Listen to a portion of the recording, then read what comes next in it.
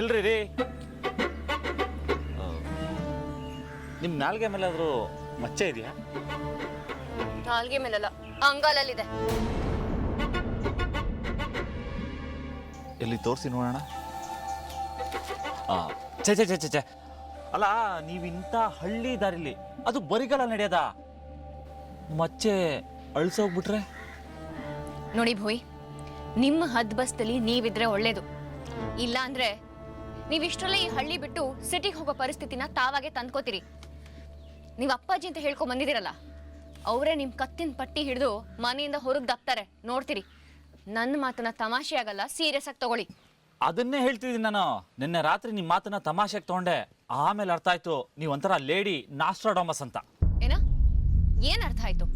ಅದೇ ಮೇಡಮ್, ಕನ್ಸ್ ಬೀಳದಿರ್ಲಿ, ನಿದ್ದೆ ಕೂಡ ಬರಲ್ಲ ಅಂತ ಹೇಳಿದ್ರಲ್ಲ, ಅದು ನಿಜ ಆಗೋಯ್ತು.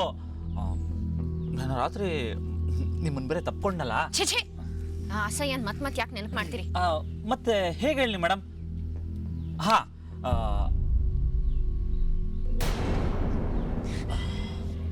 ಇದಾಯ್ತಾ? ಆಮೇಲೆ ಮಂಚದ ಮೇಲೆ ಲೆಫ್ಟ್ ತಿರುಗಿದ್ರು, ರೈಟ್ ತಿರುಗಿದ್ರು, ಅಡ್ಡ ಮಲ್ಕೊಂಡ್ರು, ಉದ್ದ ಮಲ್ಕೊಂಡ್ರು, ಫ್ಯಾನ್ ನೋಡಿದ್ರು, ಎಲ್ಲಿ ನೋಡಿದ್ರು ನೀವೇ. ಕಣ್ಮುಂದೆ ನೀವೇ ಬರ್ತಾ ಇದ್ರೆ ನಾನು ಹೇಗೆ ಕಣ್ಣು ಮುಚ್ಚಲಿ? ಅದಲ್ಲದೆ ನಿನ್ನೆ ರಾತ್ರಿ ಬೇಡ ಬಿಡಿ. ಬಾಯಿಗೆ ಬಂದ ಹಾಗೆ ಮಾತಾಡಬೇಡಿ. ಯಾರಾದ್ರೂ ನೋಡಿದ್ರೆ ನನ್ನನ್ನು ತಪ್ಪು ತಿಳ್ಕೊತಾರೆ. ನೋಡಿ, ಇನ್ಮೇಲಿಂದ ಏನಾದರೂ ವಿಷಯ ಇದ್ರೆ ಮಾತ್ರ ನನ್ನ ಹತ್ರ ಬಂದು ಮಾತಾಡಿ. ಇಲ್ದಿದ್ರೆ ನಿಮ್ಮ ಲಿಮಿಟಲ್ಲಿ ನೀವಿರೋದು ಒಳ್ಳೇದು. ನಂಗೆ ಈ ಮನೇಲಿ ಇನ್ನೇನು ಕೆಲಸ ಇದೆ ಮೇಡಮ್? ನಿಮ್ಮನ್ನು ನೋಡೋದು, ನಿಮ್ಮನ್ನ ಯಾವಾಗ ತಪ್ಕೊಳಕ್ಕೆ ಅವಕಾಶ ಸಿಗುತ್ತೆ ಅಂತ ಕಾಯೋದು. ಅದು ಬೇಡ ಅಂದರೆ ಒಂದ್ಸಲ ನೀವು ಒಪ್ಪಿದ್ರೆ.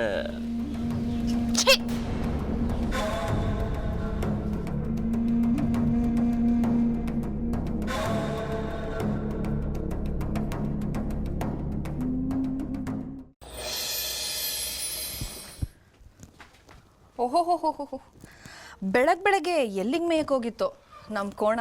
ಏಯ್, ಯಾವನೇ ಕೋಣ? ಗೊಡ್ಡಿ ಎಮ್ಮೆ ಥರ ಈ ಮನೇಲಿ ಬಿದ್ದಿರೋಳು ನೀನು. ಅದಕ್ಕೇನಾ ಈ ಗೊಡ್ಡಿಯಮ್ಮೆ ಬೇಡ ಅಂತ ಬೇರೆ ಹಸುನ್ ಹುಡ್ಕೊಂಡು ಹೋಗಿದ್ದು? ಏಯ್, ನಾನು ಎಲ್ಲಿಗೆ ಬೇಕಾದ್ರೂ ಹೋಗ್ತೀನಿ, ಏನು ಬೇಕಾದ್ರೂ ಮಾಡ್ತೀನಿ. ಅದನ್ನು ಕೇಳೋ ಅಧಿಕಾರ ನಿನಗಿಲ್ಲ. ಒಂದು ಒಳ್ಳೆ ಟೈಮು ಅದು ಬರಲಿ ಅಂತ ಕಾಯ್ತಾ ಇದ್ದೀನಿ. ಆವತ್ತು ನಿನ್ನ ಕತೆ ಹೇಗಿರುತ್ತೆ ಅಂತ ಹೇಳ್ತೀನಿ, ಬರೆದಿಟ್ಕೊ. ನೋಡಪ್ಪ, ನನಗೀಗ ಬರ್ದಿಟ್ಕೊಳಕ್ಕೆಲ್ಲ ಟೈಮ್ ಇಲ್ಲ. ನೀನು ಎಲ್ಲಾದರೂ ಹೋಗು, ಏನು ಬೇಕಾದರೂ ಮಾಡ್ಕೊ, ನಾನು ಇನ್ನೇನೂ ಕೇಳಲ್ಲ. ಆದರೆ ನನಗೆ ಮಾತ್ರ ಏನೂ ಕಮ್ಮಿ ಆಗಬಾರ್ದು, ಗೊತ್ತಾಯ್ತಾ? ಕಟ್ಕೊಂಡೊಳಗೆ ಕನ್ಫ್ಯೂಸ್ ಆಗಿಬಿಡ್ಬೇಕು. ಆ ರೇಂಜಿಗೆ ಓವರ್ ಆ್ಯಕ್ಟಿಂಗ್ ಮಾಡ್ತೀಯಲ್ಲೇ. ಓ, ನನಗಿವಾಗ ನಿನ್ನ ಟೆಕ್ನಿಕ್ ಗೊತ್ತಾಯ್ತು. ಶ್ರದ್ಧಾ ಮೈ ಯಾಕೆ ನೀರು ಹಾಕಿದೆ? ಇದು ನಾನು ಕೇಳಬಾರ್ದು ಅಂತ ತಾನೆ ಮಾತು ಮರ್ಸೋದಕ್ಕೆ ಬೇರೆ ಕಿರಿಕು ಹೇಳು. ನಾಟಕ, ಎಲ್ಲ ನಾಟಕ. ಎಂತ ಮಳ್ಳಿಯವಳು. ಇಷ್ಟು ದಿನ ಒಳಗೆ ನಾಟಕ ಆಡ್ತಿದ್ಲು, ಈಗ ಬೀದಿ ನಾಟಕ ಆಡೇ ಬಿಟ್ಲು. ಅವಳು ಕೊಂದು ಹಾಕೋಷ್ಟು ಸಿಟ್ಟು ಬರ್ತಿದೆ ಶ್ರದ್ಧಾ ನನಗೆ. ಛೇ ಭುವನ್, ಪ್ಲೀಸ್ ಸಮಾಧಾನ ತಂದ್ಕೊಳ್ಳಿ. ಹೀಗೆಲ್ಲ ತಾಳ್ಮೆ ಕಳ್ಕೋಬೇಡಿ. ತಾಳ್ಮೆನಾ? ಏನಕ್ಕೆ ತಾಳ್ಮೆ ಕಳ್ಕೊಬಾರ್ದು? ಹಾಂ, ನೀನೇ ನೋಡ್ತಿಲ್ಲ ಹೇಗೆ ಅಷ್ಟು ಜನರ ಮುಂದೆ ಹತ್ಕೊಂಡು ನಾಟಕ ಆಡಿದ್ಲು ಅಂತ. ಹೊಡೋದಂತೆ ನಾನು ಅವಳಿಗೆ.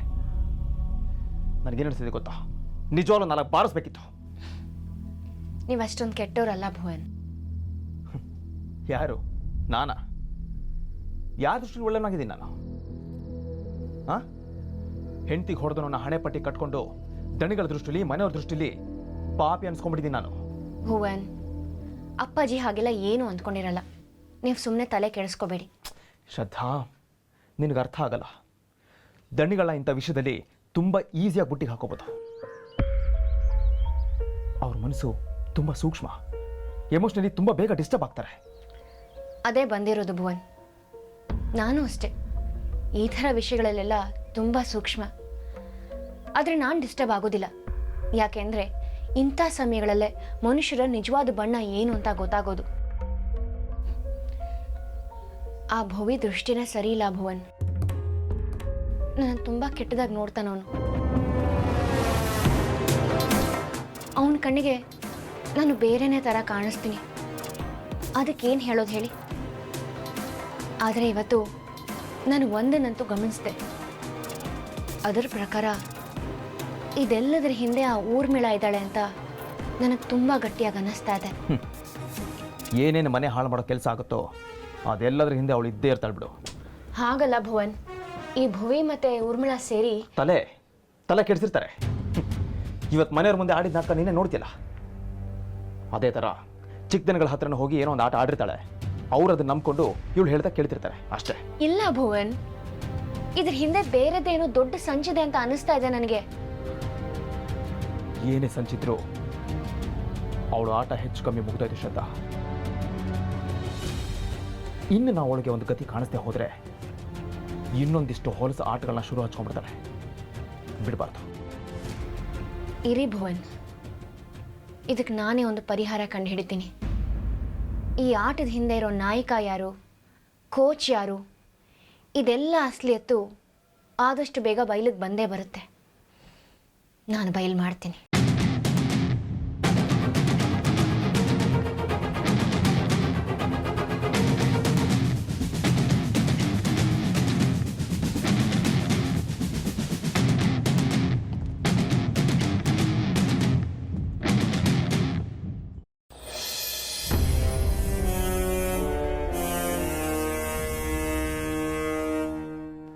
ನಿನ್ನ ಬೇಜಾರು ನನಗೆ ಅರ್ಥ ಆಗತ್ತಮ್ಮ. ರಾಜೇಂದ್ರ ಏನಾದರೂ ಫೋನ್ ಮಾಡಿದ್ನಾ? ಡ್ಯಾಡಿ ಫೋನು ಇಲ್ಲ, ದೊಡ್ಡಪ್ಪನ ಫೋನು ಇಲ್ಲ, ಇವನು ಪತ್ತೆ ಇಲ್ಲ ಅಂಕಲ್. ಇವನು ಅಂದ್ರೆ ಓಹ್ ಭುವಿನಾ? ಹ್ಞೂ ಅಂಕಲ್.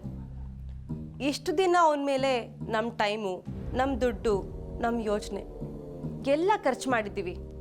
ಲಾಭ ತೆಗೆದೆ ಬಿಡೋಕ್ಕಾಗತ್ತಾ ಹೇಳಿ? ಅಬ್ಬಾ, ಈ ಥರ ಯೋಚಿಸ್ತಿದ್ಯಾ?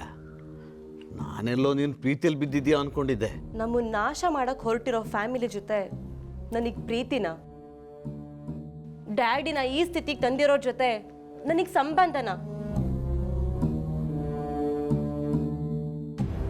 ನನ್ನ ಮೈಯಲ್ಲಿ ಡ್ಯಾಡಿ ಥರದ್ದು ನಾಗರ ಹಾವಿನ ರಕ್ತ ಅಂಕಲ್ ಹರಿತಾ ಇರೋದು. ಅಬ್ಬಾ, ಎಂತ ಡೈಲಾಗ್ ಬಿಟ್ರಿ. ಆ ಭುವಿನ ಹೇಗಾದ್ರೂ ಮಾಡಿ ನಮ್ಮ ಮನೆಗೆ ಬರೋ ಥರ ಮಾಡಬೇಕು. ಮರಿ, ಅವನಿಗೆ ಅವನ ಮನೆಯಲ್ಲಿ ದಿಗ್ಬಂಧನ ಹಾಕಿದ್ದಾರೆ ಅನ್ಸತ್ತೆ ಕಣಮ್ಮ.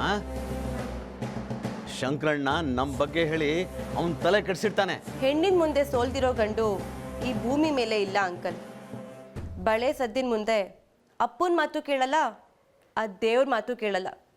ಹೇಗೆ ಸೆಳಿತೀನಿ ನೋಡ್ತಾ ಇರಿ ಅಂಕಲ್. ವಾಪಸ್ ಅವನ ಮನೆಗೆ ಹೋಗೋಕ್ಕೆ ಮನಸ್ಸೇ ಬರಬಾರ್ದು. ಹಾಗೆ ಮಾಡ್ತೀನಿ.